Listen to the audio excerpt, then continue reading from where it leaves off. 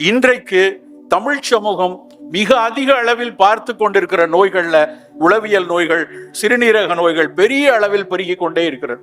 நான் திட்டக்குழுவில் இருக்கிறேன். எப்பொழுதுமே நாங்கள் இப்போது கடந்த 2 ஆண்டுகளாக எண்களாக பார்த்து கொண்டிருக்கோம். ஒரே எல்லா பிளானிங்லயும் நம்பர்ஸ் விழும். தமிழ்நாடு இத்தனை டேட்டா இருக்கு சார், டயபெட்டிக் இவ்வளோ டேட்டா இருக்கு சார், மென்டல் ஹெல்த் டிசீஸ் இவ்வளோ இருக்கு, கைனிக் டிசீஸ், இப்படி ஒரு டேட்டாவா கொடுக்குறாங்க.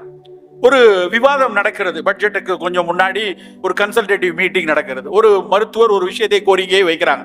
என்ன சொல்றாங்க அப்படின்னா, சென்னையில ஒரு 500 டயாலிசிஸ் இருக்கக்கூடிய மருத்துவமனை கட்டணும். 500 ஹாஸ்பிட்டல், நான் டயாலிசிஸ் இருக்கக்கூடிய ஹாஸ்பிட்டல் தான்.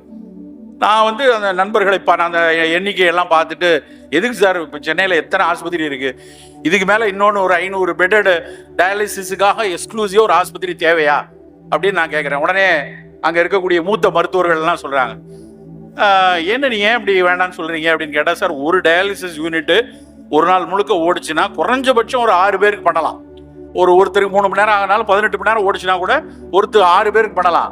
500 பேருக்கு பண்ணீங்க, 500 யூனிட்னா கிட்டத்தட்ட 3000 பேருக்கு தேவை இருக்கும். அவ்வளோ தேவை இன்னைக்கு இருக்கா? இவ்வளோ பெரிய ஆஸ்பத்திரிலாம் இருக்கு. ஒரு 4-5 அரசு மருத்துவமனை இருக்கு, ஒரு 15-20 கார்பரேட் மருத்துவமனை இருக்கு, வேணுமா அப்படின்னு கேட்குறேன். அவர் சொல்றாரு, என்ன சார் இப்படி சொல்றீங்க, இன்னும் 4 ஆண்டுகள் இல்லை 5 ஆண்டுகளுக்குள்ள இந்த டயாலிசிஸ்க்கு இடம் கிடைக்காமல், அன்றைக்கு எப்படி ஆக்சிஜனுக்கு இடம் கிடைக்காமல் நாம் கோவிடில் மரணத்தை பார்த்தோமோ, அது மாதிரி எளியோருக்கும் வறியோருக்கும் டயாலிசிஸுக்கு இடம் கிடைக்காமல் ஒரு பெரிய நலச்சிக்கல் வருவதற்கான சாத்தியம் இருக்கிறது அப்படின்னு சொன்னார். உண்மையிலே உதறிடுச்சு.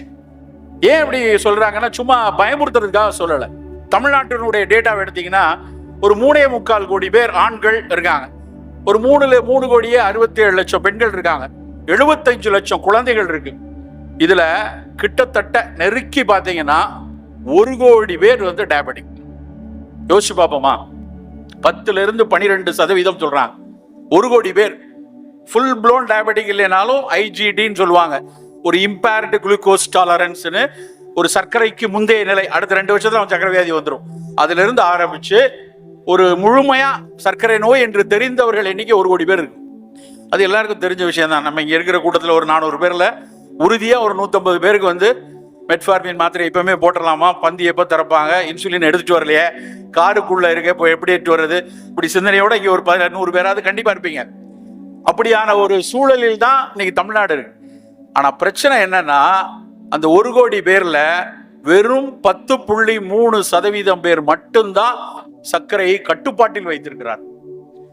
HbA1c ஒரு 6.57க்குள்ள வச்சிருக்கிறவங்க வெறும் 10 லட்சம் பேர். மீதி 90 லட்சம் பேர் ஏதோ ஒரு காரணத்தை சொல்லிக்கொண்டு அவர்களுடைய சர்க்கரையினுடைய அளவு பார்த்தீங்கன்னா 8, 8.5, 7.5. எப்போ எங்ககிட்ட பிரிஸ்கிரிப்ஷன் எடுத்து வருவாங்க, சார் போன தடவை 7.2 தான் இருக்கு, நீங்கள் இன்னும் கட்டுப்பாடாக இருக்கணும், நீங்கள் இன்னைக்கு 8.1 இருக்கு அப்படின்னு கேட்டால், சார் மச்சினனுக்கு கல்யாணம் சார், நேற்று மைசூர் பாக்கு கொடுத்துட்டாங்க சார், போன இடத்துல டீல சுகர் போட்டு கொடுத்துட்டாங்க சார், இப்படி ஏதாவது ஒரு காரணத்தை சொல்லிவிட்டு அதனாலதான் எனக்கு கூடியிருக்க ஒழிய நான் ரொம்ப ஒழுங்கு அப்படின்னு சொல்லி கொண்டு இருக்கக்கூடியவர்கள் 90 லட்சம் பேர் இருக்காங்க. ஒருத்தர் 2 பேர்ல. இந்த 90 லட்சம் பேர்ல 30% பேர் மருத்துவ உலகம் சொல்லக்கூடிய ஒரு புள்ளிவிவரம் தான். அந்த புள்ளிவிவரம் எப்பவுமே புள்ளிவிவரங்களை நம்ம உதாசீனப்படுத்திடக்கூடாது. எந்த ஒரு திட்டங்களும் புள்ளிவிவரங்கள் அடிப்படையில் தான் இருக்கும்.